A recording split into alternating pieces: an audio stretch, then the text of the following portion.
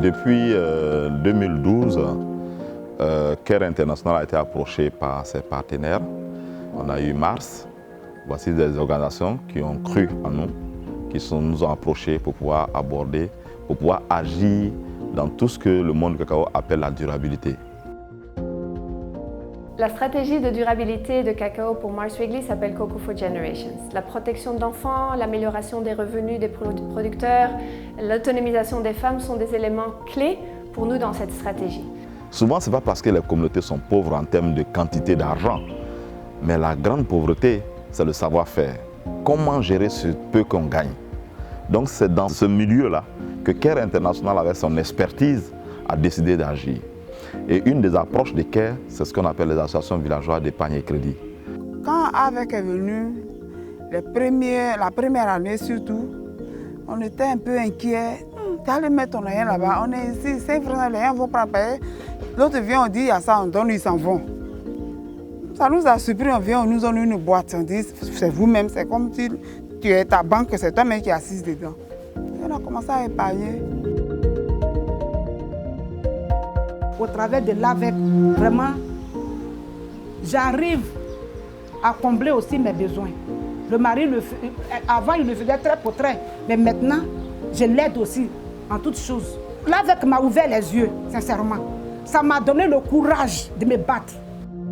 Dans cette situation de partenariat créé avec ces communautés, voici une pandémie qui frappe le monde.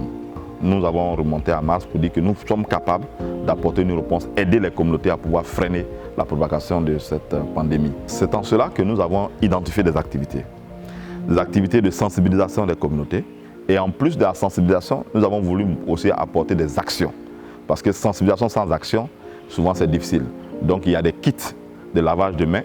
Et là encore, nous avons deux catégories de kits de lavage de mains. Il y a des kits de lavage de mains des lieux publics et il y a des kits de lavage de mains ménages. La sensibilisation continue. Nous sommes appuyés sur l'autorité, c'est-à-dire les préfets, sous-préfets, les directeurs départementaux et les directeurs régionaux de santé. Donc ils se sont impliqués.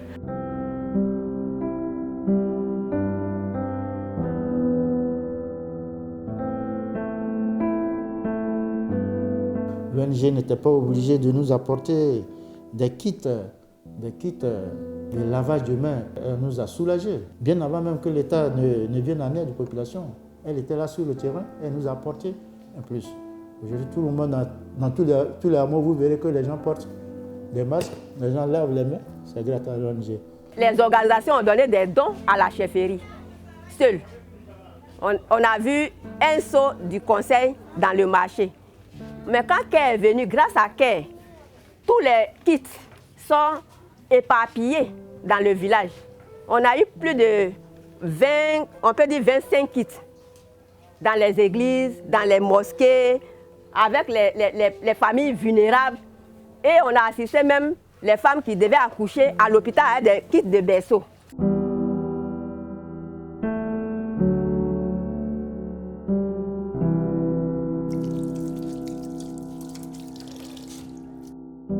Cette maladie, nous ne la connaissions pas. Et elle est arrivée brusquement en Côte d'Ivoire. Donc, il y en a qui disent que la maladie n'existe pas. Et que même s'il a un petit palu, avec son petit koutoukou, il s'en sort. Il a fallu qu'il y ait 2 cas dans le village voisin pour que les gens puissent vraiment craindre et comprendre que la maladie, elle est réelle. Avant, on est 30. Toutes les 30 femmes partaient dans le champ. Mais aujourd'hui, avec le voyant du coronavirus, il faut mettre les distances entre, il ne faut pas se regrouper trop. Mais aujourd'hui, trop si on est dans un champ, ça fait 10. 10, ça, ce n'est rien. Une journée, 1000 francs. 10 personnes, ça fait 10 000. On ne peut pas gagner assez d'argent, puisqu'on ne peut pas aller en groupe. C'est même qui font le commerce, qui sortaient, aller soit à Abidjan, aller prendre les habits là-bas pour venir vendre. Elles ne le font plus. Par semaine, là, souvent on mettait 5 000, mais là, si c'est trop, 1 000 francs, 2 000. Mais ça ne nous empêche pas aussi de ne pas venir à la réunion. On vient à la réunion. On vient à la réunion seulement. Il y a eu trop de baisses sur le plan financier. à l'heure ainsi, nous sommes à la phase d'identification des communautés qui ont eu leur activité génératrice de revenus qui ont été impactées par le Covid. On réfléchit encore à voir si l'impact touche la partie alimentaire, on pourrait venir à la distribution ou bien à la mise à disposition des transferts cash et autres pour pouvoir les permettre d'avoir de la nourriture pour pouvoir survivre face à cette situation de Covid.